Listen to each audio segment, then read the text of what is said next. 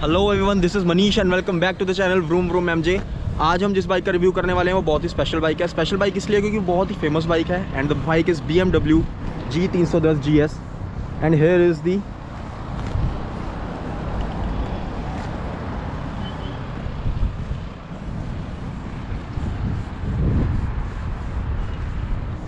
बात स्टार्ट करेंगे इसके हेडलाइट से। तो हेडलैम्प अगर मैं देखेंगे इसमें ये 2019 मॉडल है तो इसमें आपको पुराने वाला हेडलैम्प मिलता है जो पूरा हेलोजन है। जो नए वाला है उसमें आपको DRLs के साथ पूरी LED लाइट्स मिलती है। बीक में कोई चेंज नहीं है। बीक इज़ बहुत ही अट्रैक्टिव है इसकी जो बीक है। स्पेशली फ्रंट के टायर की अगर मैं बात करूँ तो फ्रंट में इसको जो स्टॉक वाला जो टायर है इसका वो आपको मिलता है मैट्सलर का, बट ऑब्वियसली अब इसमें चेंज कर दिया है। इसमें राल्को का टलवाया टायर भाई ने। डायमेंशन है इसकी 110/19 इंचज़ का टायर है जो ऑलमोस्ट इसने बड़ा डलवाया है जो स्टॉक टायर था उससे। अगर मैं फ्रंट में बात करूँ आपको यहाँ पे मिलते हैं रिफ्लेक्टर्स एंड 320 mm की यहाँ पे आपको डिस्क ब्रेक मिलती है विद ABS। एलॉय व्हील्स हैं तो दैट मीन्स जो ये बाइक है ये हार्डकोर ऑफ रोडिंग के लिए नहीं बनी है। इसके लिए आपको थोड़ी बहुत ऑफ रोडिंग आप कर सकते हैं, इसमें कोई दिक्कत नहीं है। अगर मैं बैक वाले टायर की बात करूँ तो रेयर में जो आता है वो भी मैट्सलर का आता है, but here he is using पिराली राइट नाउ और भी कंडीशन ठीक ही है टायर की। और अगर इसकी डायमेंशंस की बात करूँ टायर की तो टायर की डायमेंशन है 150/16 R17 इंचज़ का टायर है एंड 280 mm की आपको रेयर में इसमें डिस्प्ले मिलती है। अब आपको मेन चीज़ दिखाता हूँ। यहाँ पे भाई ने जो यूज़ किया है एक्रा पॉविच का एग्जॉस्ट यूज़ किया है। जो स्टॉक एग्जॉस्ट है वो नॉर्मल है, उसमें कोई खास आवाज़ नहीं है। अगर मैं आपको इसकी साउंड सुनाऊँगा तो आप डेफिनेटली तो मज़ा आ जाएगा। मुझे पता नहीं आपको मेरी आवाज़ आ रही होगी कि नहीं, बट स्टॉक की आपको आवाज़ पूरी आ रही होगी एग्जॉस्ट। देखो यार, एंड ये किया मैंने थ्रॉटल, नाइस। अगर इसके बॉडी स्ट्रक्चर की बात करें तो BMW की यहाँ पे आपको स्टिकरिंग मिलती है और GS की यहाँ पे स्टिकरिंग है। और द मेन थिंग BMW का लोगो है जिसकी वजह से इसका जो प्राइस है G310 GS की यहाँ पे आपको बैजिंग मिलती है। क्रैश गार्ड भाई ने लगवा रखे हैं जाना के और यही आपको सैडल स्टे यहाँ पे मिल जाएंगे। आफ्टर मार्केट काफ़ी चेंजेस किए इसमें। यहाँ पे टॉप बॉक्स था, वो टॉप बॉक्स तो टूट गया बट उसका बेस अभी भी यहाँ लगा हुआ है। जो वन थिंग इसमें बड़ी अच्छी है कि आपको यहाँ पे टॉप बॉक्स लगाने के लिए एक बहुत ही अच्छा बेस दिया है। यहाँ पे काफ़ी वाइड है, इसमें आपको पूरी कॉन्फ़िगरेशन है। ये देखो यहाँ से नट्स वगैरह लगा सकते हैं। और अगर मैं इंडिकेटर्स की बात करूँ तो नॉर्मल इसमें इंडिकेटर आते हैं हेलोजन वाले आपसिस की। तो रेयर ग्लासेस काफ़ी इसके वाइड है, एडवेंचर बाइक के हिसाब से बहुत सही हैं। जो मैंने एक चीज़ मिस की थी रॉयल एनफील्ड हिमालयन में अगर आप देखेंगे तो जो उसका रेयर ग्लास है वो बहुत ही ज़्यादा वाइड छोटा है, जिस वजह से आपको पीछे विजन करने में बहुत भी दिक्कत होती है। एक छोटी सी आपको BMW की यहाँ पे लोगो मिल जाएगा तो बहुत ही ज़्यादा अट्रैक्टिव लग रहा है। तो बात करेंगे स्क्रीन की। स्क्रीन इसमें आपको बहुत ही नॉर्मल मिलती है बट बहुत ही इंफॉर्मेटिव है। यहाँ पे आपको फ्यूल गेज मिल जाएगा, ये RPM मीटर है, सारा ही डिजिटल है। ये गियर इन्फॉर्मेशन है, दैट इज़ द टाइम, और ये स्पीड है। और इसमें काफ़ी कुछ आपको चेंजेस यहाँ पे ऑप्शन है।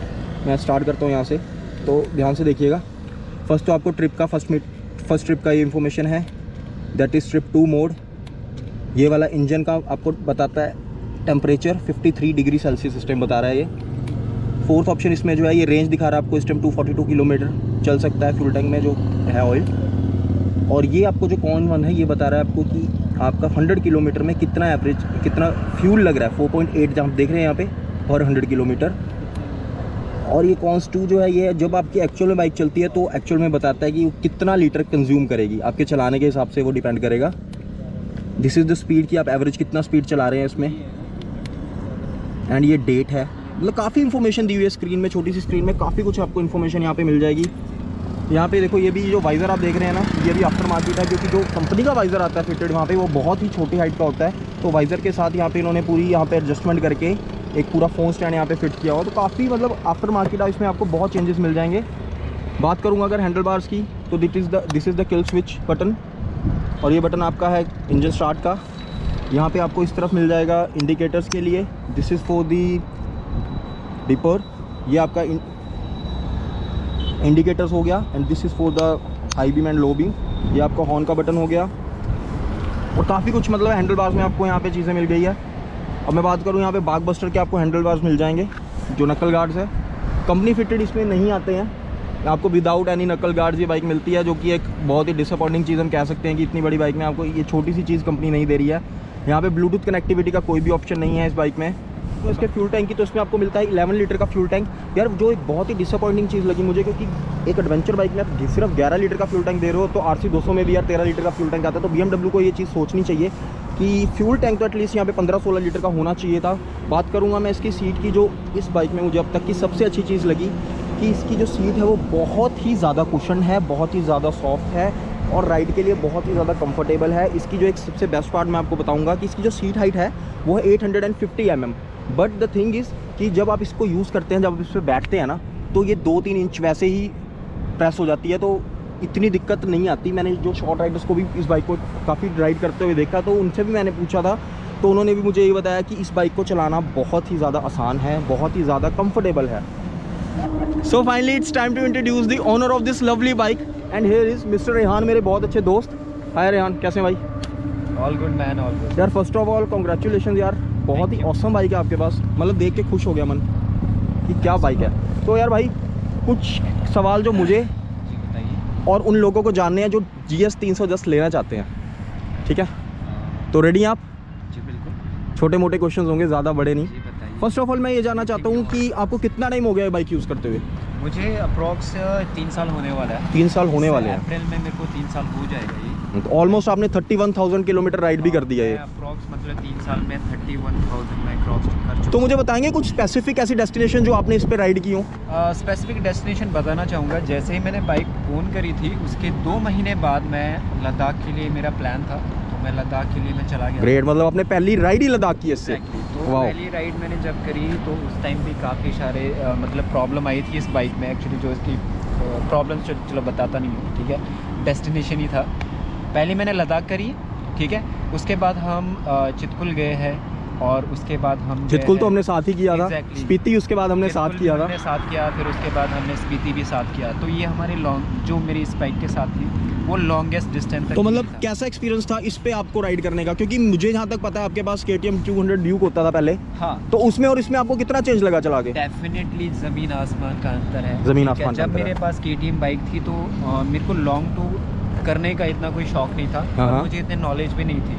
तो जैसे ही जब मैंने मार्केट में ये चीज़ लॉन्च हुई थी, एडवेंचर सेगमेंट की बाइक जो लॉन्च हुई थी, तो उसके बाद मेरा जो मोटिव था कि मुझे लॉन्ग टूर करना है। तो इसी पर्पज़ से मैंने इस बाइक को परचेज़ करा था, और मैं वो मोटिव अभी पूरा भी कर रहा हूँ, ठीक है? तो काफ़ी खुश है मतलब आप इस बाइक से?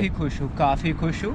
और इसकी जो अगर खासियत की बात करूँ, इसकी कोई ऐसी, हाँ मतलब एक कुछ खास चीज़ जो आपको इसकी बहुत सबसे ज़्यादा अच्छी लगती है, मतलब आप अगर एक चीज़ कुछ बोलना चाहें 310 GS में कि आप कहें कि ये चीज़ है कि जिसके लिए मैं कहता हूँ GS का कोई मुकाबला नहीं है, तो ऐसी कौन सी चीज़ है कि आप बोलना चाहेंगे इसके बारे में? देखो, एक तो इसकी रोड प्रेजेंस काफ़ी अच्छी है, ये तो नो डाउट है। नो डाउट है ना, कि आप कभी भी किसी पब्लिक एरिया में जाओ, अगर आपसे कोई पूछे, अगर वो खुद से अपना अंदाज़ा लगा रहे कि ये इतने की बाइक होगी, अप्रॉक्स ये 10 लाख की बाइक होगी, वो ऐसा कहते हैं। हाँ, क्योंकि एक चीज़ मैंने भी ऑब्जर्व किया है कि आप उंगलियों पे गिन सकते हैं कि कितने लोगों ने पलट के नहीं देखा इस बाइक को। बहुत ही रेयर है। कभी भी पब्लिक में जाओ तो पब्लिक अटेंशन और डेफिनेटली आ जाती है, लोग पूछते हैं कितनी बाइक है, BMW, सब कुछ पूछते हैं। तो रोड प्रेजेंस इसका काफ़ी अच्छा है, पब्लिक लोगों के लिए काफ़ी आई कैची है, ठीक है?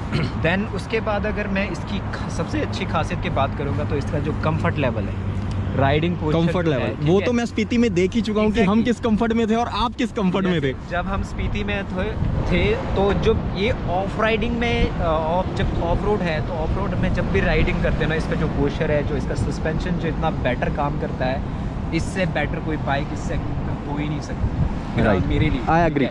तो मैं मतलब स्पीति वाला एक इमेजिन करो कि वो रोड कैसा है, जहाँ पे हमने 80 किलोमीटर का पैच हमने ऑफ रोड में ही हमने पूरा स्पेंड कवर किया था, और उस रोड में मुझे बिल्कुल भी थकान नहीं हुई है, ठीक है? तो उसके लेवल में मैं उसके हिसाब से मैं कहना चाहता हूँ कि 10 on 10 है, ठीक है? रोड प्रेजेंस में 10 on 10 है, बाकी मेंटेनेंस थोड़ा हायर साइड में है। हाँ, अब मेरा नेक्स्ट क्वेश्चन ही आपका ये है कि अगर मैं इस बाइक को लेता हूँ तो कितनी कॉस्ट मुझे बेयर करनी पड़ेगी इसकी? फर्स्ट ऑफ ऑल तो मुझे आप ये बताएंगे इसकी जो सर्विस है आप कितने इंटरवल में कराते हैं? 6 महीने में, 3 महीने में, कितने किलोमीटर्स पे इसकी सर्विस होनी ज़रूरी है? देखो, इसकी सर्विस का जो इंटरवल है वो है, अगर ईयर वाइज देखा जाए तो 1 साल बाद करवा सकते हैं। 1 साल बाद? हाँ। अगर इसको डिस्टेंस वाइज अगर किलोमीटर जितने भी अचीव करे उस हिसाब से करवाना तो 10,000 किलोमीटर में होना चाहिए। 10,000 किलोमीटर काफ़ी फार इनफ है। तो उस हिसाब से इसकी सर्विस कॉस्ट क्या पड़ती है अगर आप उस मतलब हिसाब से देखो उसकी जो नॉर्मल सर्विस कॉस्ट बताना मुझे विदाउट एनी मतलब फर्दर एडिशंस। ठीक है, नॉर्मल जो सर्विस कॉस्ट पड़ती है वो अप्रॉक्स आपको पड़ती है 5 से 7,000 के बीच में। 5 से 7,000 एक 310 सीसी की बाइक के लिए।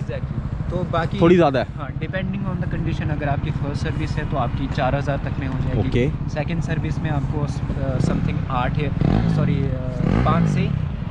5 से 7,000 तक लगेगी। फिर थर्ड सर्विस में थोड़ा इसका मेंटेनेंस कॉस्ट थोड़ा ज़्यादा बढ़ जाता है। ओके। तो उस वक्त अप्रॉक्स हो सकता है कि आपको 8 से 9 तक पड़े, क्योंकि थर्ड सर्विस में जो ये फ्रंट सस्पेंशन है ना, ओके, शॉकर है जो है, तो इसमें ऑयलिंग वगैरह होती है, तो उसका खोलना, ऑयलिंग करना, ये सब कुछ, तो उसमें ज़्यादा टाइम लग जाता है। ओके।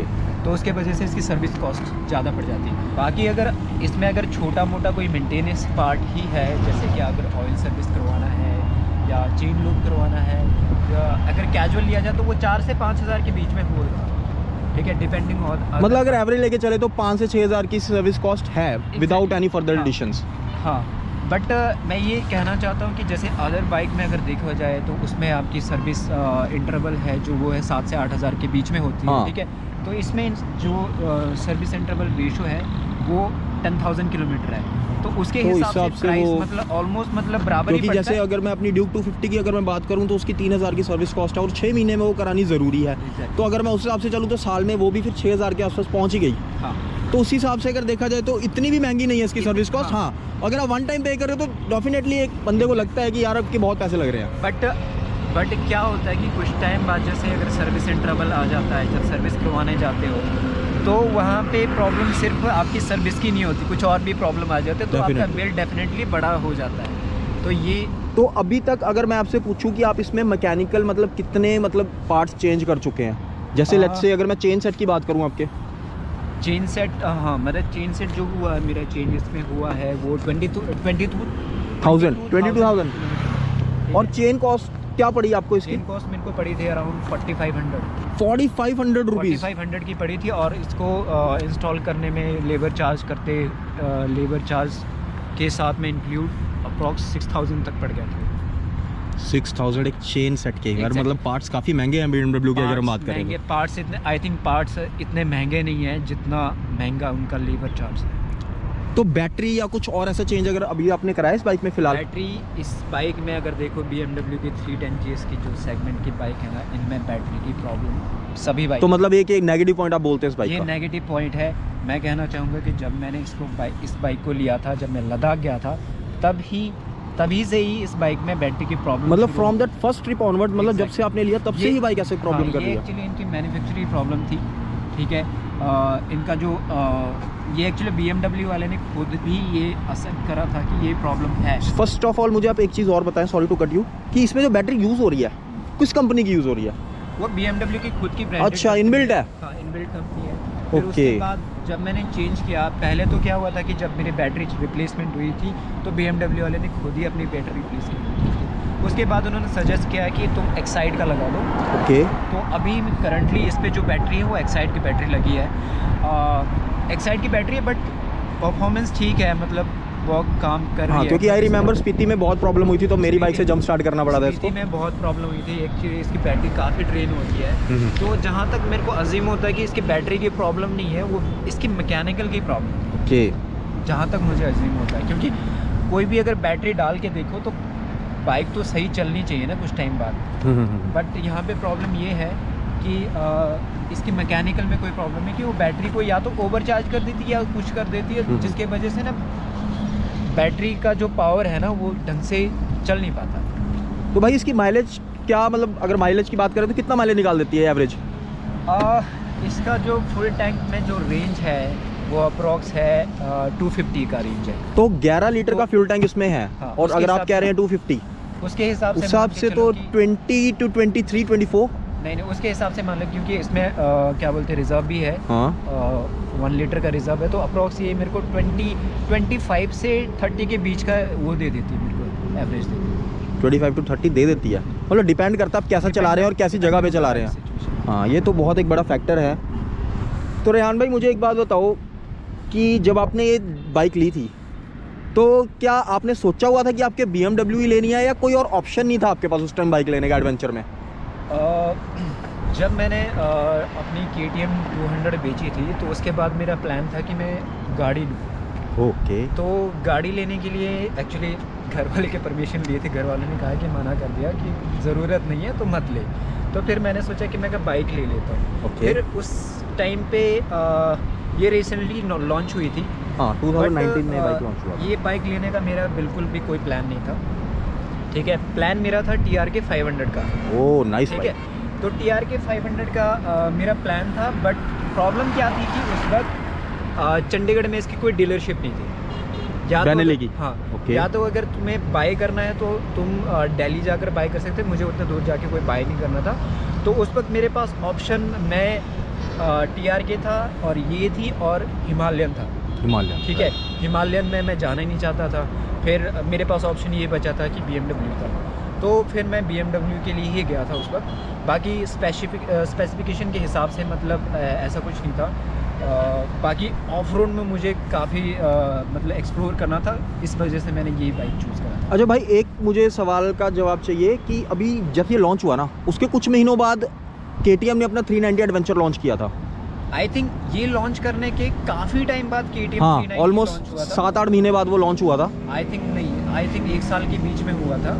चलो हम 1 साल लेके चलते हैं। 1 साल के बीच में हुआ था, तो काफ़ी टाइम बाद। क्योंकि उस बाइक में मैंने एक चीज़ ऑब्जर्व किया जो मैं इस बाइक में पूछना चाहता हूँ आपसे, कि उस बाइक में जो एक सबसे बड़ा ड्रॉबैक है 390 एडवेंचर में, वो ये है कि उसका लो एंड टॉर्क परफॉर्मेंस बहुत ही ख़राब है। एग्जैक्टली। तो इस बाइक में आपको लो एंड टॉर्क कैसा मिलता है? क्योंकि एडवेंचर बाइक अगर हम देखते हैं तो उसमें जो सबसे पहली चीज़ हमारे दिमाग में आती है वो आती है लो एंड टॉर्क, क्योंकि हमें चलानी ऐसी जगह पे है जहाँ पे लो एंड अच्छा चाहिए। एग्जैक्टली। देखो, अगर आप में से अगर कोई व्यूअर है, अगर कोई भी अगर प्लान कर रहा है कि मेरे को कोई एडवेंचर सेगमेंट की कोई बाइक लेनी है, ठीक है, तो एडवेंचर सेगमेंट में अगर इस सेगमेंट में देखा जाए तो अभी मार्केट में 3 या 4 बाइक ही अवेलेबल है, ठीक है। तो उसके हिसाब से देखो, हिमालयन अपने क्या बोलते हैं, जो रॉयल इनफील्ड है, अपने टॉर्क के लिए काफ़ी अच्छी जानी जाती है। और क्या होता है कि जब आपको ऑफ रोड करना होता है ना, आपको मैक्सिमम टाइम आपको टॉर्क की ज़रूरत पड़ती है, क्योंकि छोटे ईयर में बाइक चलेगी। आपको थ्रॉटल मारने की, फुल रेस मारने की ज़रूरत बिल्कुल भी नहीं पड़ती। जो कि आपका जो KTM है, KTM वैसी ही बाइक है जहाँ पे मतलब उसकी थ्रॉटल रिस्पॉन्स काफ़ी अच्छा है, ठीक है।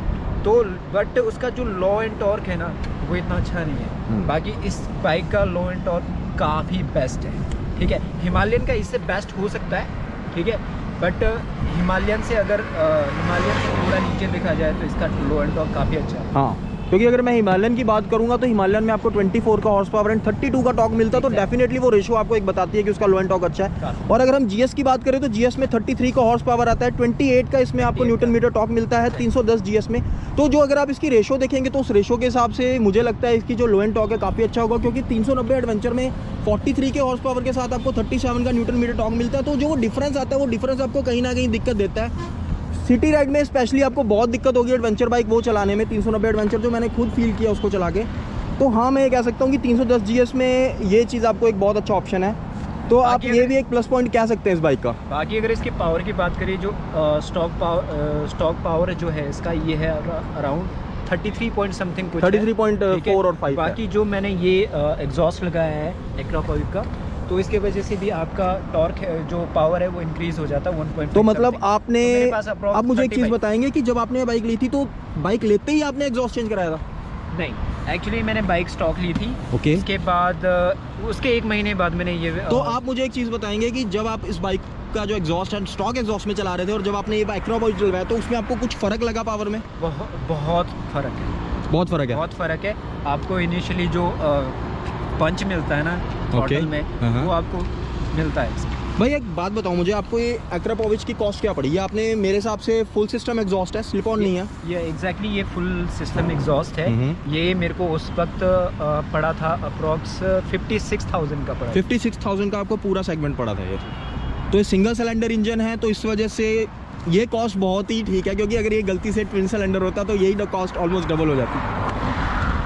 हाँ, ट्विन सिलेंडर में अगर मतलब या 4 सिलेंडर देखा जाए या कुछ, स्लिप ऑन ही इतने का पड़ता है, स्लिप ऑन भी इतने का पड़ता है। तो मतलब अगर मैं आपको कहूँ कि आपको 10 में से इस बाइक को रेटिंग देनी है, आपके एक्सपीरियंस के हिसाब से जितना आप इस बाइक को राइड कर चुके हैं, 30,000 इज़ नॉट लेस, बहुत इनफ होता है 30,000 में किसी बाइक को जज करना।